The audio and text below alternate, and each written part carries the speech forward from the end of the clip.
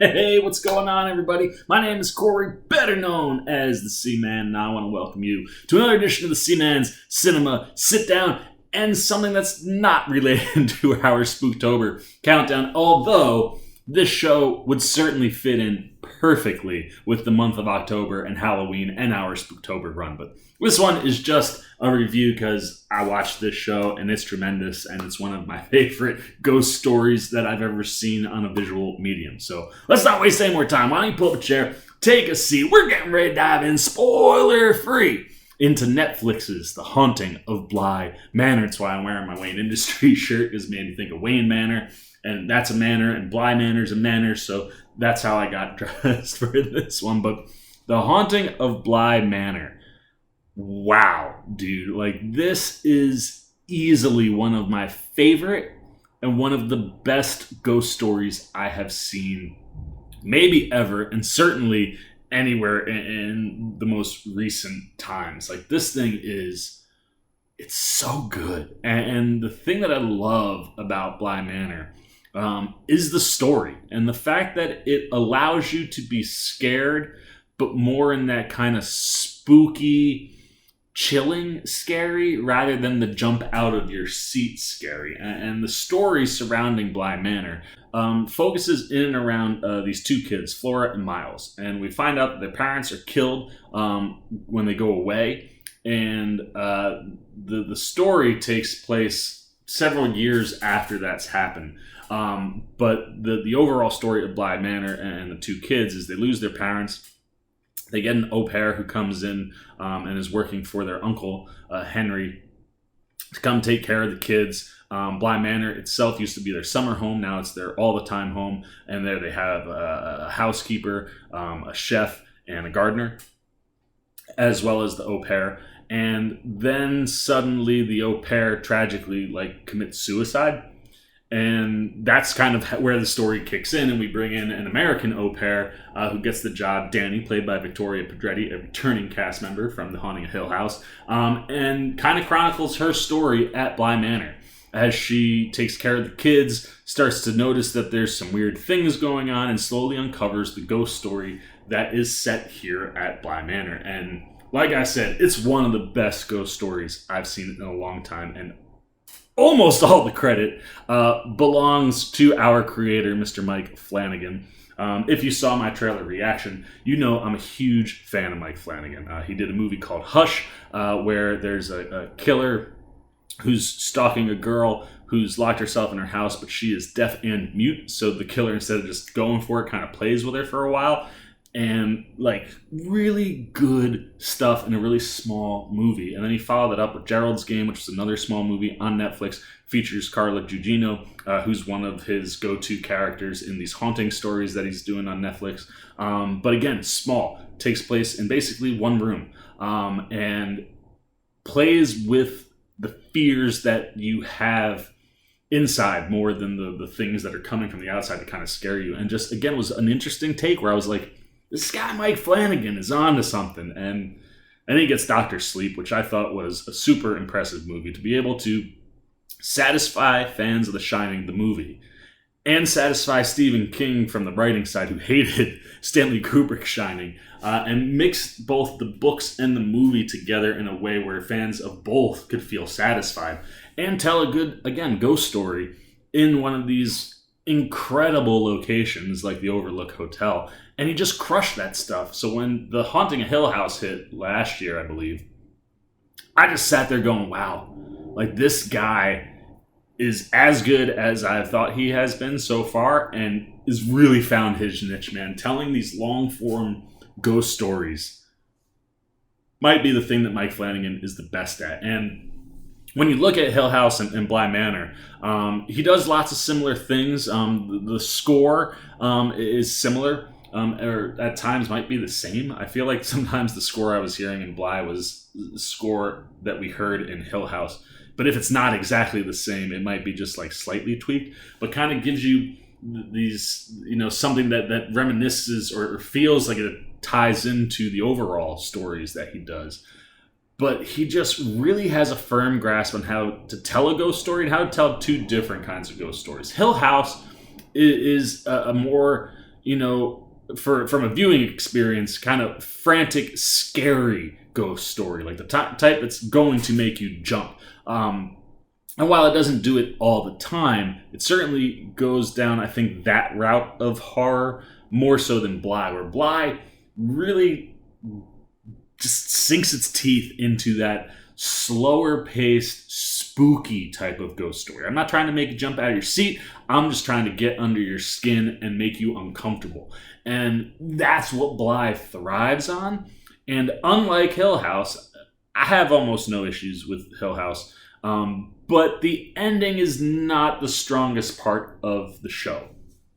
I tell you, if Mike Flanagan heard that criticism, and this is how he responded to that criticism, find things to criticize. That's this on Twitter. Find things to criticize about this guy all the time, so he comes back with better and better stuff. The ending of Bly Manor is some of the best material of the whole season. He really crushes the ending of this thing and does it in a way where it just exclamation points the season and gives you the most impactful and most emotional stuff at the end that just resonates and hits you where, like, you get to the end of that show and you're just like, you've done it again, Mike Flanagan. And I really love how he tells this story. Like I said, he's going for more of that spooky ghost story. He's not going for the, jump you out of your seat type stuff. And that's stuff that he's really good at. And one of the things that I love is, talking about that score. While there are elements that are similar to Hill House and kind of in some of the transitional spots, I love when he can take the score away. Especially in horror, the score is used so often to drive the audience to the places you want them to get to. You want an audience member to jump. When that jump moment hits, hit them with like a hard, and it'll get you. Or a fast pace that's getting faster and faster, so it's pulling you up in your chair. And that stuff works wonderfully, and we've seen Flanagan do things like that. But here, what I love is he's so focused on the story. The story this time around is really the driving factor of everything. Like, it just pulls you in and doesn't let you go until it's done telling you everything it needs to tell you. And while he's doing that, he's giving you that spookier bit. So instead of trying to make me jump out of my chair, I want to be, oh, what is that over there? And if you don't have a score come in and you just have characters doing it and stuff going on screen, and all of a sudden something just moves in the background or comes out from this direction, that's the stuff that makes you go, oh, what, huh?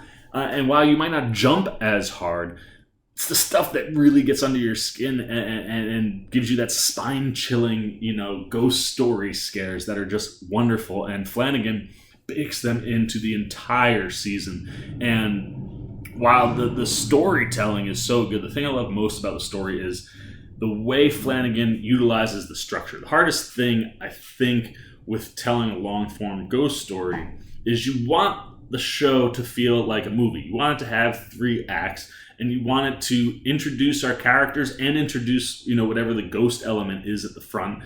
Let that start sinking in, let some of the haunting start happening, and kind of gearing us up for a back half that kind of answers all of our questions, lets us know what's really going on, and gives us our biggest scares. And, shows like American Horror Story sometimes can kind of struggle with that because some things will hit sooner than they should have, and you kind of hit these draggy spots or where the show will dip and then try to come back up. And what's nice is Flanagan nails it. He utilizes the 9-episode format perfectly. He literally breaks it into 3 acts of 3 episodes, 3 episodes, 3 episodes. And he's able to tell the story in a way where he utilizes those 9 hours to hold things back, to keep us, having some surprises at the end of the show. And things that are really, really impactful for the story. Some of the story beats hit as well as they do because we find things out at the end, right before those beats are supposed to hit, which can kind of be one of the tricks here. And he crushes those things where he's able to tell an overarching story of Bly that's paced really perfectly, and like I said, is able to keep some of those secrets of Bly Manor to the back third so that you can reveal them as you want everything to kind of be culminating and coming to a head in one place. But the other thing to help get some of those secrets to stay is all of the interesting stories that he's telling about the characters. There are a lot of characters in the show you're going to see in a minute. But the way he's able to tell all their stories and tie their stories into Bly Manor so that you can always keep that overarching story moving forward, it allows us to get so enriched and so engrossed in our characters and invested in our characters that we don't see some of the things that he's setting up for the end of the show, that when they hit, like I said, they hit you dead center, they hit you right on. And the storytelling this time around, I think, is some of the strongest I've seen from Flanagan, specifically in those last 3 episodes or so. And I just love that he crushes that stuff, because it makes you want to just keep pushing play, because it's a story that does. It just kind of pulls you in and doesn't want to let you go, and you don't want to leave per se, because I'm not like scared out of my pants. So I love how he's able to kind of utilize those 9 episodes to tell that story.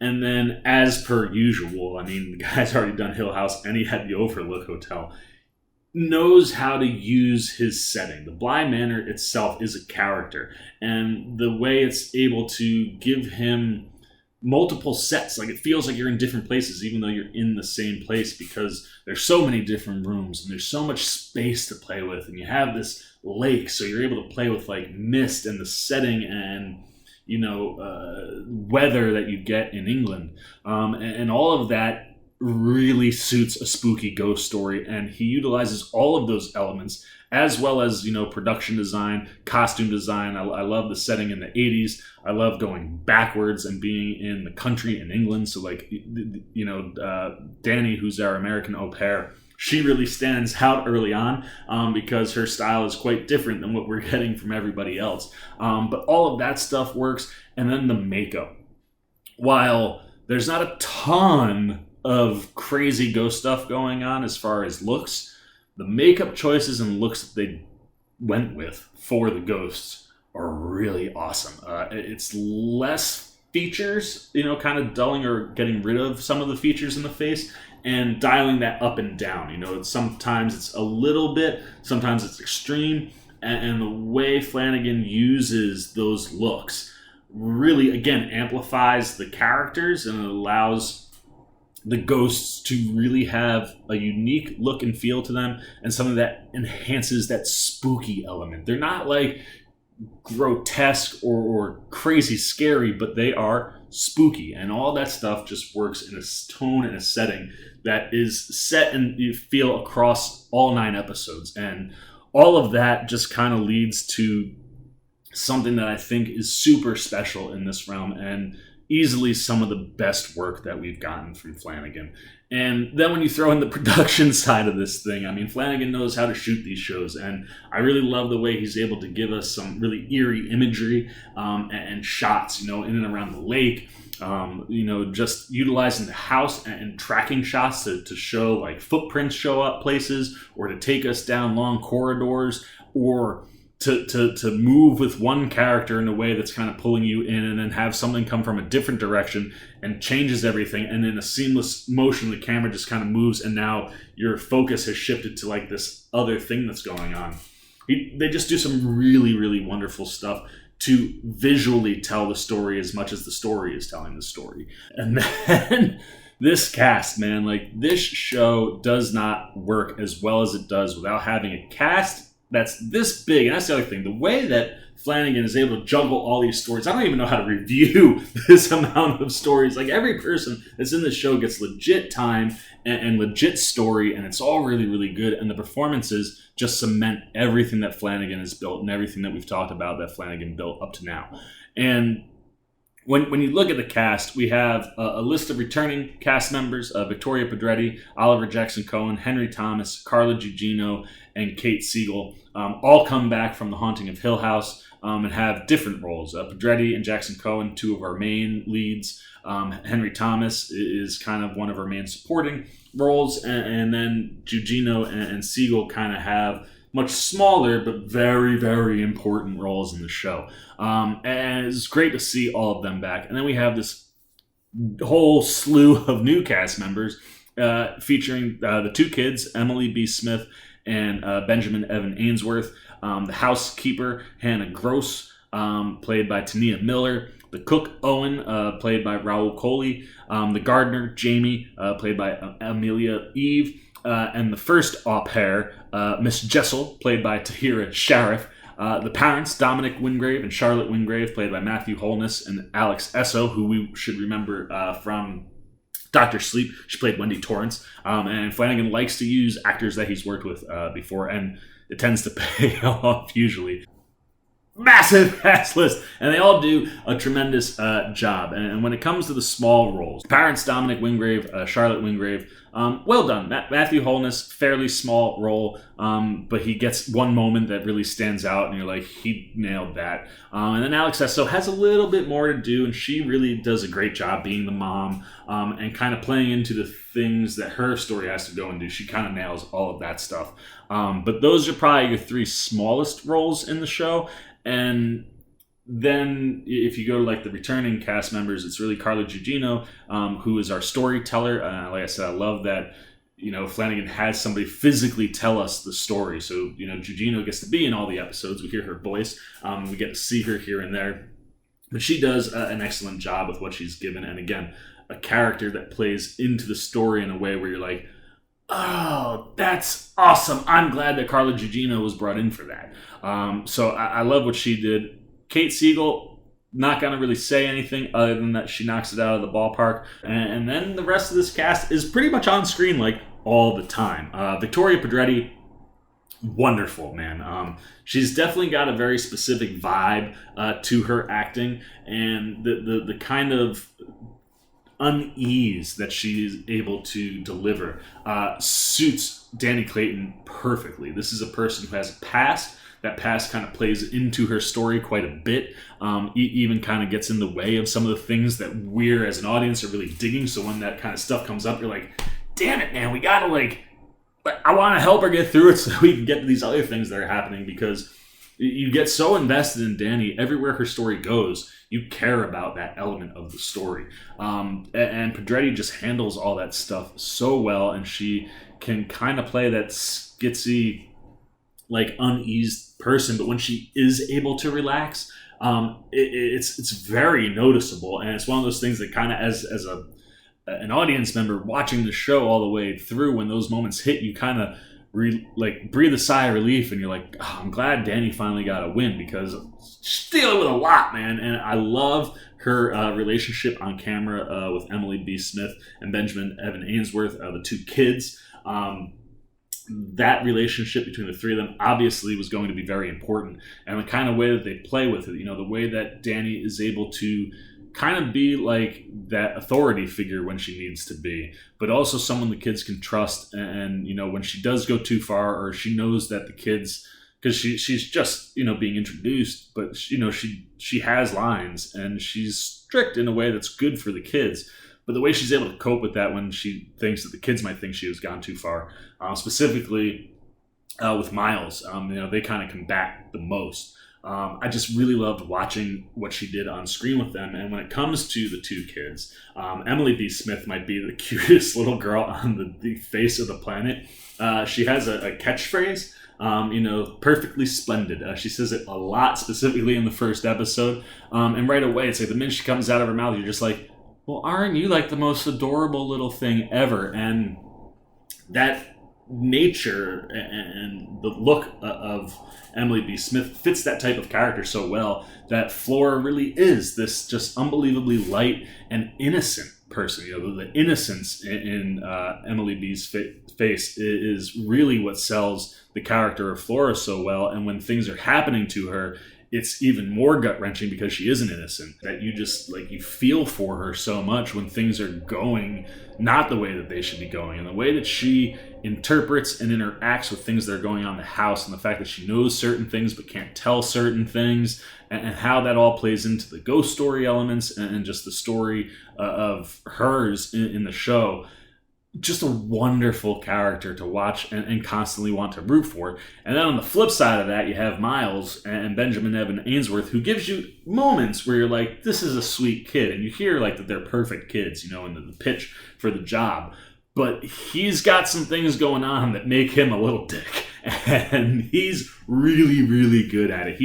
He's asked to kind of play an adult at times, in his delivery. And when he does that stuff, I kid you not, like you feel like there's like a 35-year-old man inside this little kid's body, and he crushes that stuff. And he, like I said, can be a little dick. And when he is, you're just like, but when you are able to understand everything that's going on in the story and what's going on with him, I think Benjamin Evan Ainsworth just does a really brilliant job with what they've asked him to do. And these are two of the best kid actors I've seen on TV or in movies in quite some time. And like I said, watching them interact with both au pairs in this, Miss Jessel, played by Tahirah Sharif, the other au pair, that relationship with both is really, really nice and different.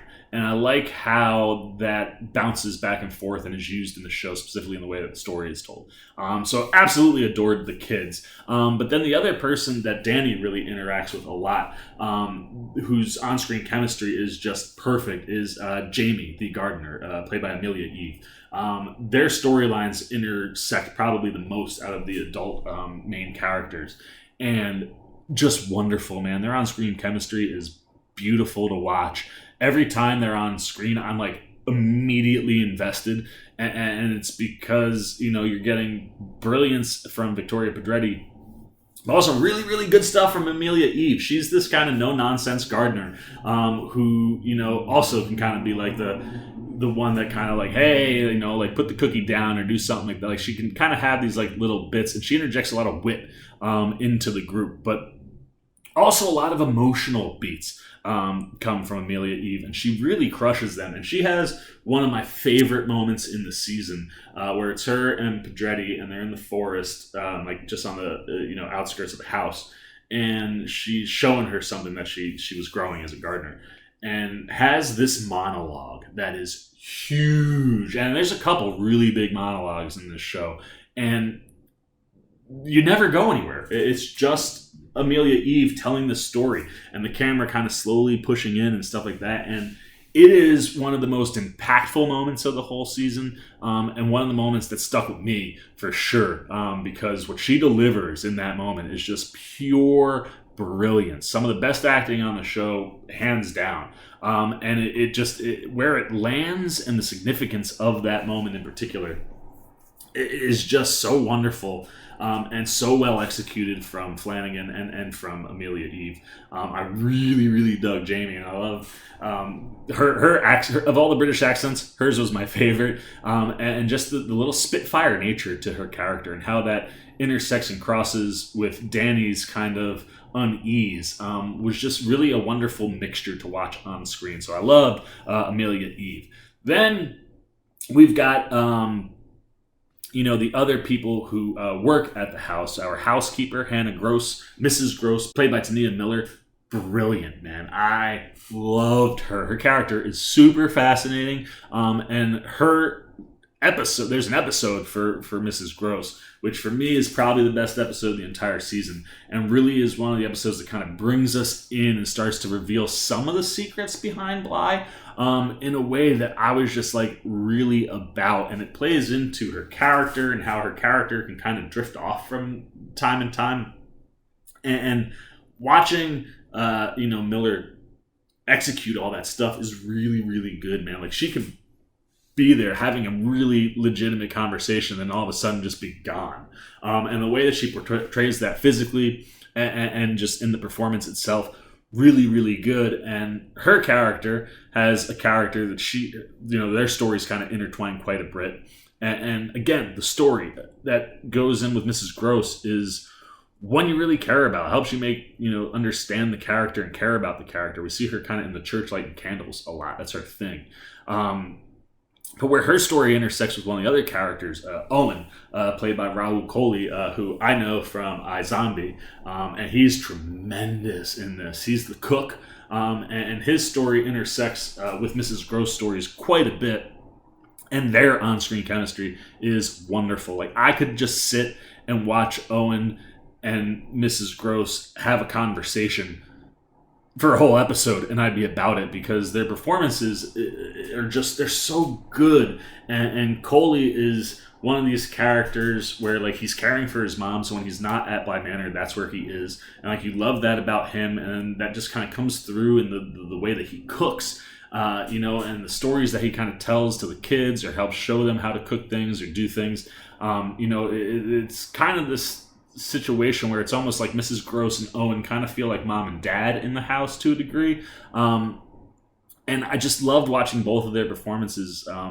Owen has some legitimate emotional stuff that Kohli just crushes, and he gets a mini monologue compared to Jamie's. But he gets a mini monologue at a bonfire that will rip your heart out, man. It's so good. And the delivery is just so spot on. And then, like I said, when it comes to the chemistry with Tania Miller and those two characters and where their stories go, I just loved everything that those two were doing, specifically when they were on camera together. And I tell you, Kohli, that mustache, I'm jealous. I wish I could grow a mustache that strong, man. It totally makes him look like a different person.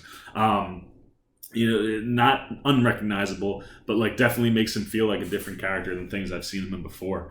And just props, because it's such a good mustache. I wish I could go that good. But Owen and Mrs. Grose are excellent, and the way their stories tie into each other and tie into the overall really, really interesting stuff. And then, we had obviously our most recent au pair, Dani. We also have the first au pair, played by Tahirah Sharif, Miss Jessel. And Miss Jessel is an interesting character. There's a lot of secrets and mysteries to her character and how she plays into Bly. All we know is that she committed suicide, and watching that story unfold and finding out where it goes, really good stuff. And Tahirah Sharif, same thing. Like, she has this way with the two kids where you just immediately can fall in love with her because of the way she cares for these kids that they're not hers, you know what I mean? And I love watching her on camera with them, but then also really love watching her on camera with Oliver Jackson-Cohen. Their relationship in the show is quite interesting and has real peaks and real valleys, and there's a lot of mystery to their story, and their story is really the key to getting us in to what's really going on at Bly Manor. And to hear Sharif just plays so well on screen with Jackson-Cohen, and Jackson-Cohen is kind of like the right-hand man to Henry Thomas, who's the kid's uncle, who kind of runs the estate but can never really be there because he's constantly working.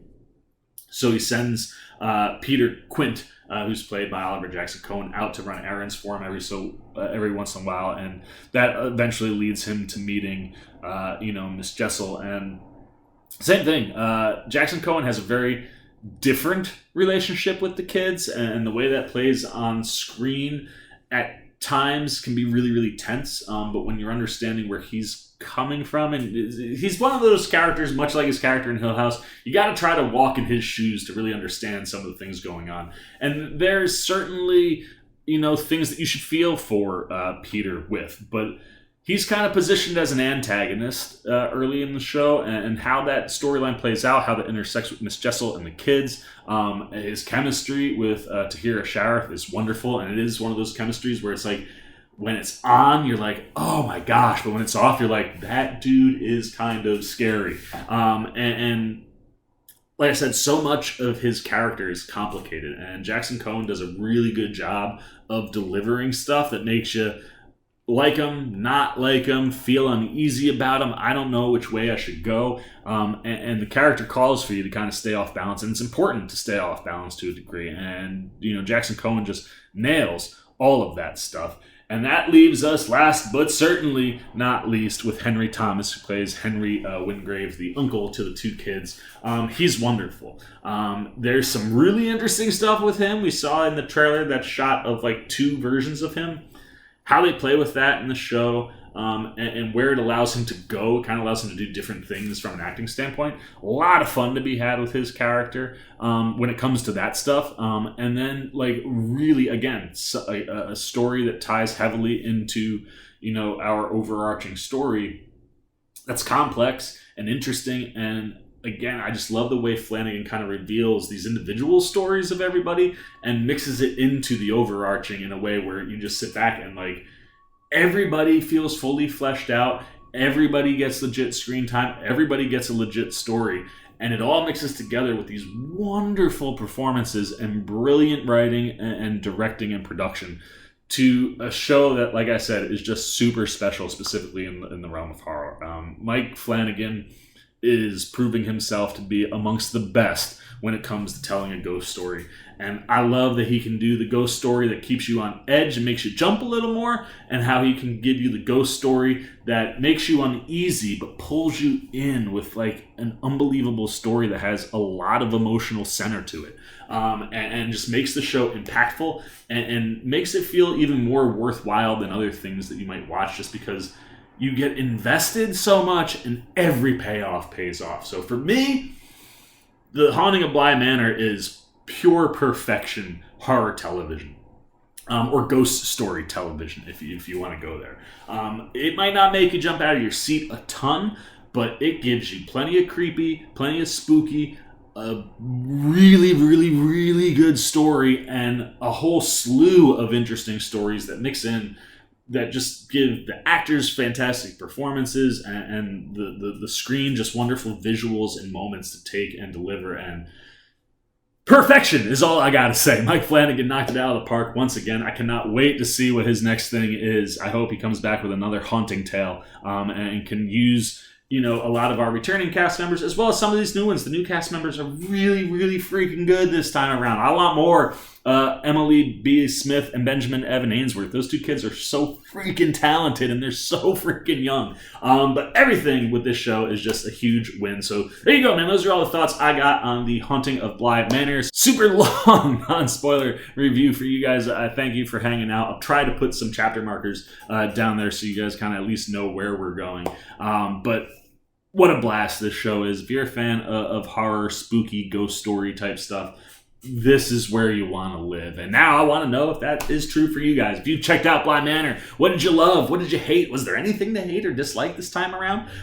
What did you think was an improvement from Hill House? What did you think popped or made this story unique or worthwhile? How invested were you in the characters? Did you think everybody got a payoff? There's so many things at work and so many characters to pull off everything they pull off in 9 episodes is kind of crazy. And maybe they didn't. So if you are on the other side of the fence and the show doesn't work for you or didn't work as much as you hoped it would work, please tell me, because I can't see nothing but wonderfulness. And if you're like that, I obviously want to know those thoughts too, man. Anything you're thinking, good, bad, or indifferent about Bly Manor, down below in the comments section. Look forward to talking to you down there. As always, if you enjoyed this video, please give me a thumbs up. And if you're new, you want to come hang out with the C-Man anytime we talking spooky ghost stories, or be here for all of Spooktober, so to speak. You want to show a little love, support, you haven't yet, come, join the C-Maniacs. Jump over there, hit that subscribe button, hit that little bell if you want those alerts. And until next time for the C-Man Cinema Sit Down, I'm the C-Man, and I am signing off. Peace! Well, oh, B, you guys are still here? You must be looking for some more content. Well, don't worry, C-Man's got you covered, man. You got videos like this guy and this guy. And if you haven't yet, and you want to come check out all the C-Man goodies, join the Cinema Sit Down Squad, man. Hit that subscribe button. And don't forget to hit the little bell down below that, too, so you can get alerts every time I make new videos.